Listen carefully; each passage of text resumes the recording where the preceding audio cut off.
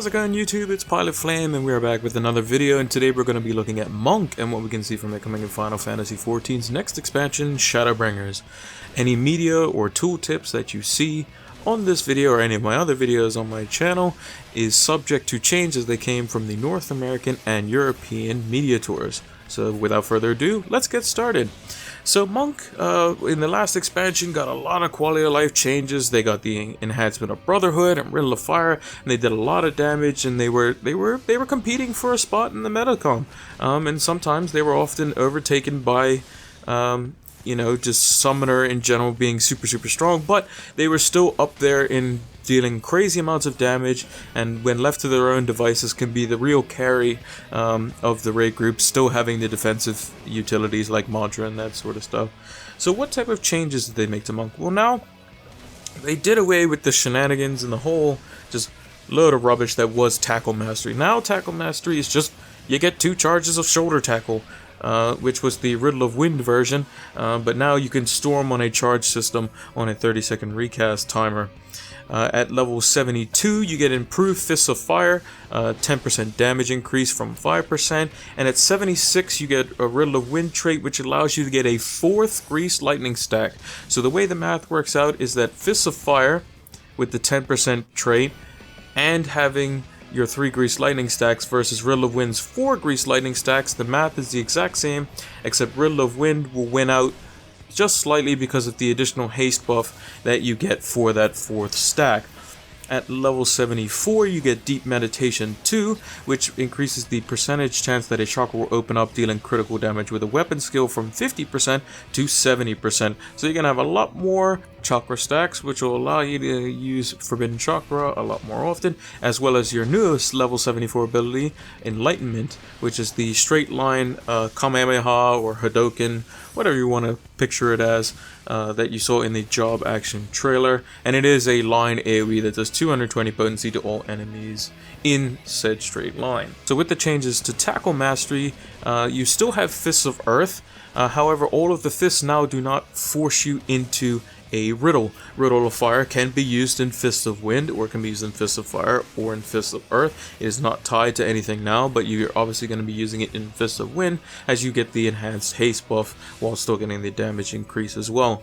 Riddle of Earth doesn't say that it puts you into Fists of Earth, however, it still does the effect where you can extend your Grease Lightning duration, while still taking 10% reduced damage. With your shoulder tackle, like I said, it was on a 30-second charge time with 2 stacks. You can rush to the target. It doesn't have the stun anymore. I think they removed that a while back, but it is 100 potency and you have 2 of them. With their Grease Lightning management, because this is always something that monks want to know about, they have 2 new abilities. So they have one ability which is a weapon skill GCD. It's a 400 potency attack called 6-Sided Star, and what it does is it increases your Grease Lightning to the max duration, so it refreshes whatever timer you had back to 16 seconds. And it does not affect your combo at all, so it doesn't change your to Opo or your Raptor or your Coral form. It just extends the Grease Lightning duration. However, the penalty for using it is that it puts your recast timer of your GCDs on a 5-second recast.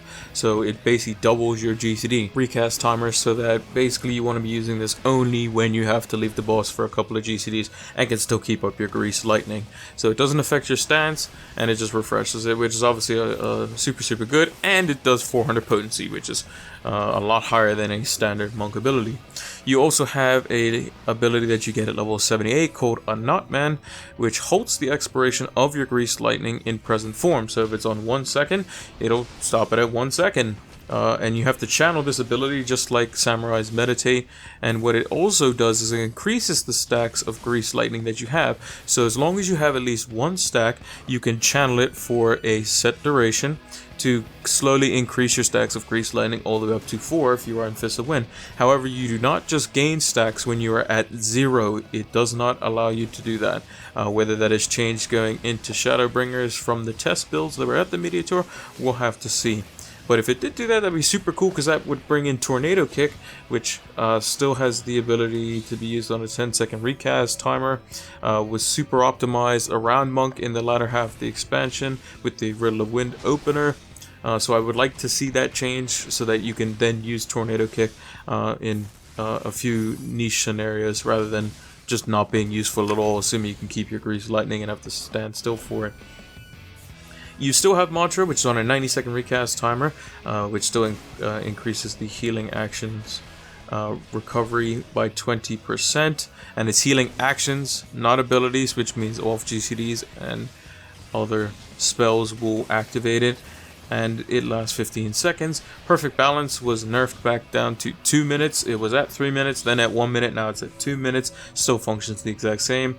Form Shift, Meditation, Brotherhood, and Riddle of Fire all still function the same, albeit Riddle of Fire is now a lot more useful in the Fist of Wind, so you feel a little bit faster when using Riddle of Fire. So I'm not sure if that means that you can only use one single off GCD in between your regular GCDs without clipping, because before you were able to use 2 comfortably, assuming you had not over 150 ping, and without clipping. So hopefully we can still be able to do that when playing Monk. In terms of their AoE rotation, so they got a nice ability called 4-Point Fury, which delivers an attack with potency of 120 to all nearby enemies. This is the second part of your combo, so this would be something you use over True Strike or Twin Snakes. And what it does is it actually extends your Twin Snakes by 10 seconds to a maximum of 15 seconds. And it's an AoE ability, so now you can do Armor Destroyer into 4-Point Fury into Rock Breaker. And you could just continually do that. As long as you have your Twin Snakes up, it'll keep refreshing it, which is super nice. Elixir Field still remains the same, with potencies slightly being reduced. I believe it was on 230 or 220, now it's on 200. And then lastly, the main combo. So you got your Boot Shine, True Strike, Snap Punch. You got Dragon Kick, Twin Snakes, Demolish. So True Strike, Snap Punch, Twin Snakes, and Demolish all remain the same, whereas Dragon Kick now no longer has the blunt down resist on Dragon Kick.